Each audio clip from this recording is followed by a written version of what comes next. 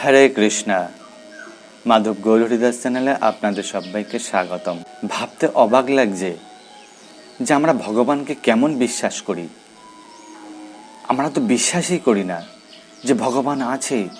তো যদি বিশ্বাস করতাম, যদি ভগবানকে ভক্তি করতাম, সেই প্রেম যদি করতাম, তাহলে হয়তো ভবিষ্যতে কি করব, পরবর্তীতে কি করব, কাল কি করব, আজ কি খাবো, এসব চিন্তাই হয়তো মাথায় থাকতো না। কারণ সর্বেশ্বর হচ্ছেন ভগবান। তিনি যা কিছু করেন তো মঙ্গলের জন্য করেন, আর তিনি তো সব কিছু দিয়ে থাকেন। তাই যদি বিশ্বাস যদি করতে পারেন, এই বিশ্বাস নামক বস্তুকে যদি মনকে জাগরিত করতে পারেন একবার, তাহলে আপনার তো কোনো চিন্তাই থাকবে না, কোনো বাধাই থাকবে না জীবনে।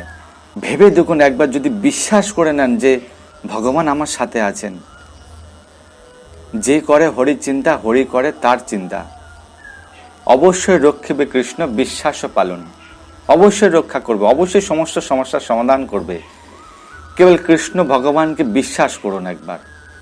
আজকের এমন এক লীলা কথা আপনাদের শ্রবণ করাবো, সত্যি বলছি, বিশ্বাসের পরাকাষ্ঠা। আজকের এই কাহিনীর মাধ্যমে আমরা জানতে পারবো যে বিশ্বাসের পরাকাষ্ঠা কি।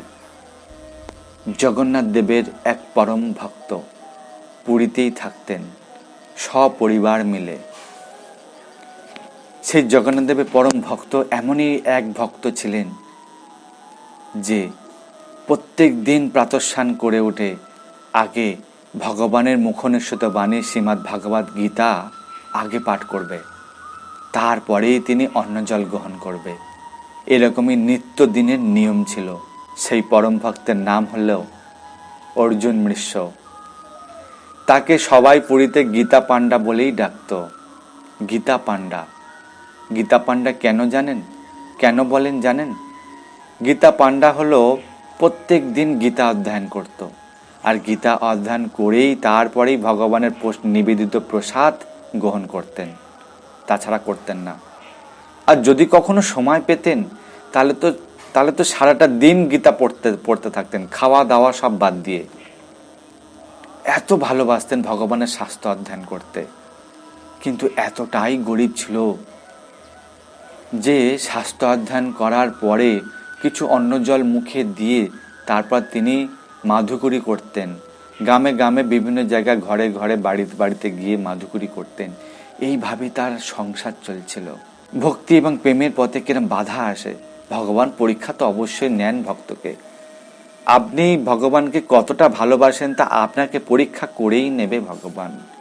আপনাকে ধৈর্যের পরীক্ষা নেবে, শক্তির পরীক্ষা নেবে, প্রেমের পরীক্ষা নেবে, সব কিছু দিক থেকে আপনাকে বাজিয়ে নেবে। সেই সময় পুরীতে, উড়িষ্যাতে প্রচুর ভয়াবহ বৃষ্টি হলো। প্রত্যেক দিন মাধুকরী করতে যেতেন, কিন্তু গরিবানা অবস্থা, এতটাই দরিদ্র।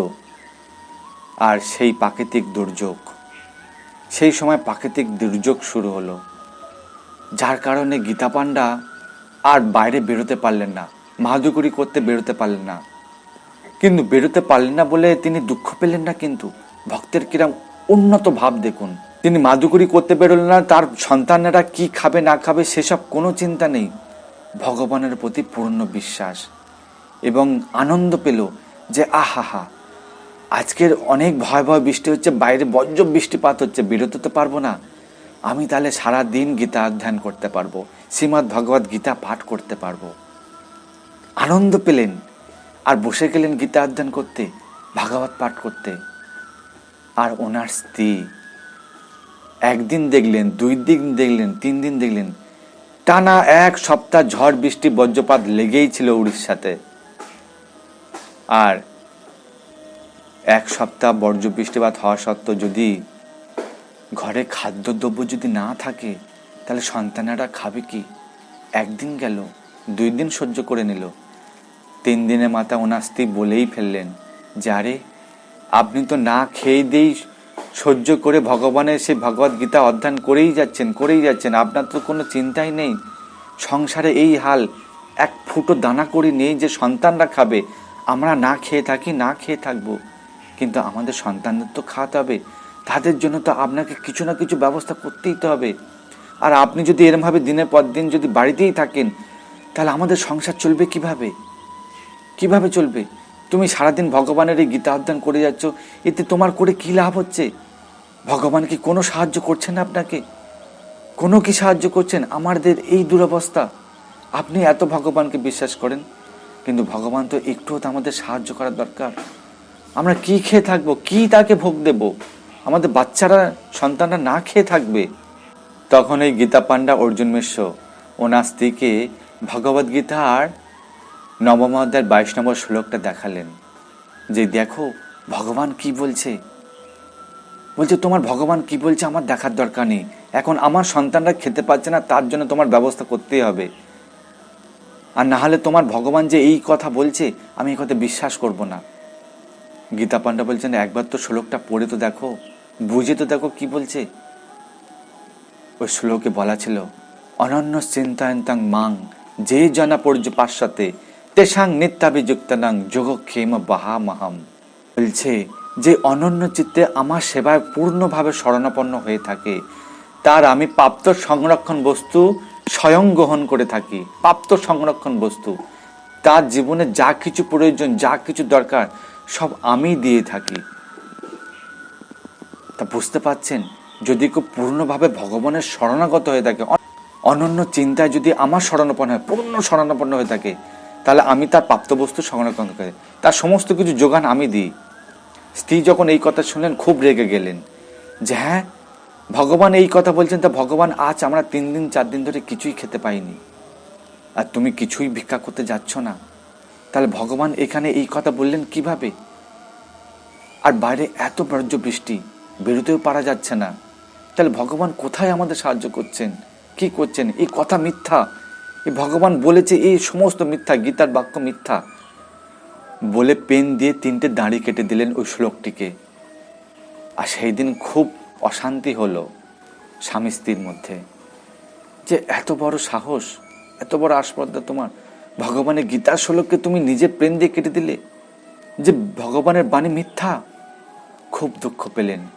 গীতা পান্ডা কাঁদতে থাকছেন, যে হায় হায় হায় হায়, হে ভগবান, অনর্থ হয়ে গেল, আমার স্ত্রীকে অপরাধ ক্ষমা করে দাও। ব্যাস, যে যার মতন সেই দিনকে পেটে গামছা বেঁধে শুয়ে পড়লেন। 3 দিন করে কিছুই খায়নি, আর সন্তানরাও খিদের জ্বালায় কাঁদছে। ঠিক তার পরের দিনকে গীতা পান্ডা ভাবলেন না, বেরোই, দেখি দেখি কিছু হয় কিনা। গীতা পান্ডা অর্জুন মিশ্র ভিক্ষায় বেরিয়ে গেলেন, আর ঠিক তার পরের মুহূর্তে দরজায় কেউ করাঘাত করলো। যেই করাঘাত করেছে ওনার স্ত্রী, অর্জুন মিশ্রের স্ত্রী ঘর থেকে বেরিয়ে এলেন, দেখলেন 2 জন বালক, একজন কৃষ্ণ শ্যামবর্ণ আর একজন সাদা বর্ণ। 2 জন বালক অপূর্ব দেখতে দাঁড়িয়ে রয়েছে দরজায়, আর পিছনে একটা ঠেলা গাড়ি রয়েছে যেখানে প্রচুর সবজি টবজি রয়েছে। ওনার স্ত্রী দেখে অবাক হলেন, জিজ্ঞাসা করলেন, কে বাছা তোমরা?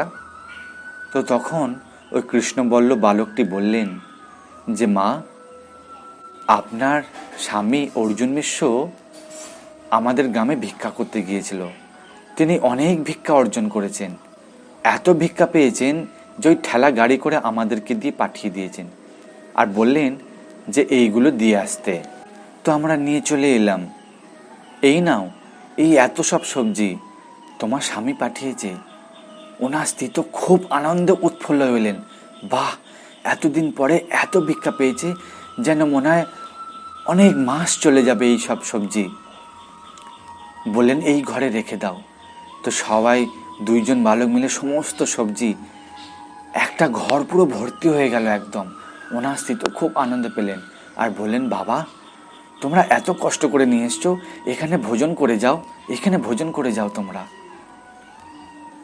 ওই কৃষ্ণ বলল বালকটি বললেন, না মা, আমরা তো ভোজন করতে পারবো না, আমাদের জিভে 3টে দাগ দিয়ে কেউ কেটে দিয়েছে, আমাদের জিভ থেকে রক্ত পড়ছে, তা আমরা খেতে পারবো না, এখানে কোনো ভোজন করতে পারবো না। মা বললেন, কি বললে? তোমাদের জিভে 3টে দাগ দিয়ে কেউ কেটে দিয়েছে জোর করে, তো জিভ থেকে রক্ত পড়ছে, ব্যথা হয়েছে, তাই তোমরা ভোজন করতে পারবে না?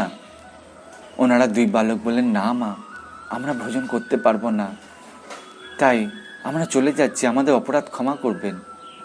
এই বলে চলে গেলেন। আর তার ঠিক খানিকক্ষণ পরেই অর্জুন মিশ্র ঘরে ঢুকলেন। ঘরে ঢুকে স্ত্রী তো খুব আনন্দ উৎফুল্ল, স্বামীকে দেখে খুব আনন্দ পেলেন। আর স্বামীকে গিয়ে বললেন যে আজকের এত ভিক্ষা করেছ, আমি তো খুব মন আনন্দ উৎফুল্ল হয়ে গেছে, যে এত ভিক্ষা হয়েছে, পুরো ঘর ভর্তি হয়ে গেছে, যেন মনে হয় প্রায় বছর খানেক এই চলে যাবে আমাদের সবজি। অর্জুন মিশ্র শুনে অবাক হয়ে গেলেন যে কি বললে, এত ভিক্ষা পেয়েছি আর ঘর ভর্তি সবজি, আমি তো কিছুই বুঝতে পারছি না। ওনার স্ত্রী বললেন, তুমি তুমি এখন আমার সাথে ঠাট্টা করছো? তুমিই তো সব সবজি পাঠালে 2 বালককে দিয়ে। অর্জুন মিশ্র তো অবাক হয়ে গেলেন, 2 বালককে দিয়ে পাঠিয়েছি? আমি তো কোনো 2 বালককে দিয়ে পাঠাইনি। আমি তো আজ মাদুকুরি ভিক্ষায় বেরিয়েছিলাম, কিন্তু কোনো ভিক্ষা পাইনি আজকের। ওনার স্ত্রী শুনে অবাক হলেন, কি বললি, কোনো ভিক্ষা পাওনি? তাহলে এই 2 বালককে দিয়ে পাঠালে যে এত সবজি, তুমি দেখো কি একবার।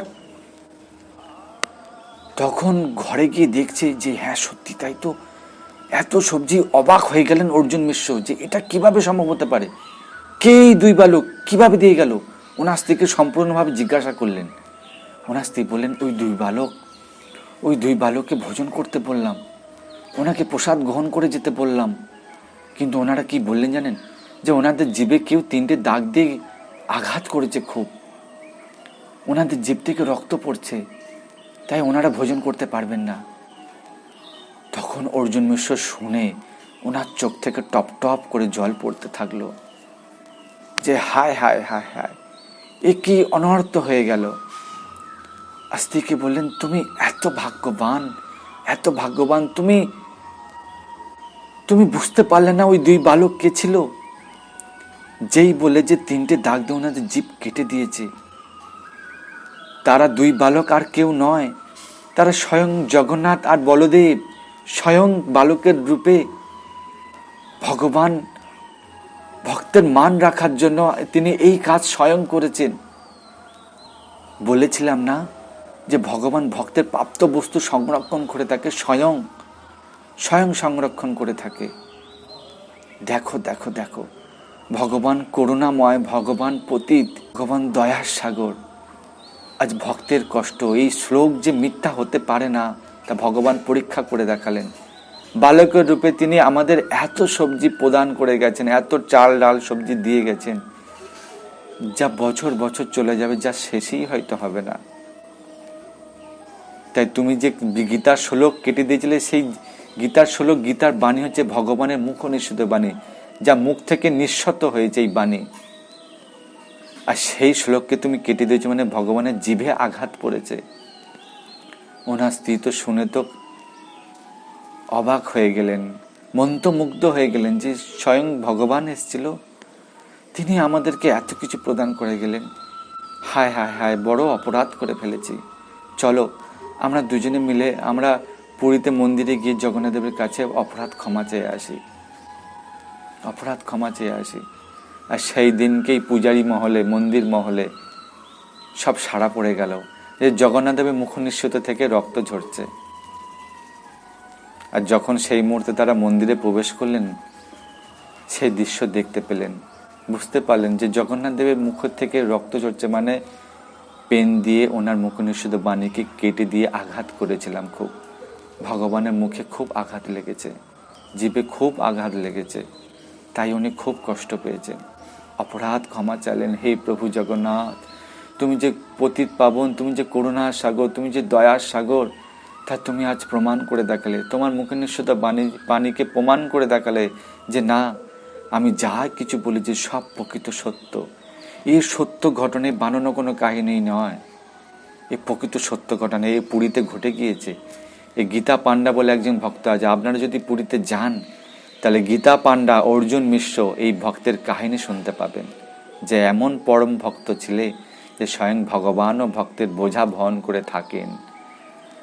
ভগবান চাইলে সব কিছু পারেন, কেবল শুধু যদি বিশ্বাস যদি থাকে। তাই একটাই অনুরোধ, যে বিশ্বাস নামক বস্তুকে জাগরিত করুন হৃদয়ে, তাহলে দেখবেন সমস্ত সমস্যার সমাধান হয়ে যাবে। আপনার কিছু ভাবতেই লাগবে না যে আজ কি খাবো, কাল কি খাবো, ভবিষ্যতে কত কিছু প্ল্যান, কত কিছু ছক করছি। যে করে হরির চিন্তা, হরি করে তার চিন্তা। ভগবান ঠিক চিন্তা করবেন। আমরা চিন্তা করার মালিক নাকি? আমরা চিন্তা করি বলেই আমরা ডিপ্রেশন রোগে ভুগি, যে কি করব। বিপদের সময় আমরা হতাশ হয়ে যাই, বুঝতেই পারি না যে কোন রাস্তা অবলম্বন করব, তাই না? কেমন লাগলো এই লীলা কথা? যদি ভালো লাগে তাহলে বেশি করে শেয়ার করুন। আর এই রকম সুন্দর সুন্দর লীলা কথা শুনতে চ্যানেলটিকে অবশ্যই সাবস্ক্রাইব করে রাখুন। দেখা হচ্ছে পরে অন্য কোনো লীলা নিয়ে। ভালো থাকবেন, সুস্থ থাকবেন। হরে কৃষ্ণা।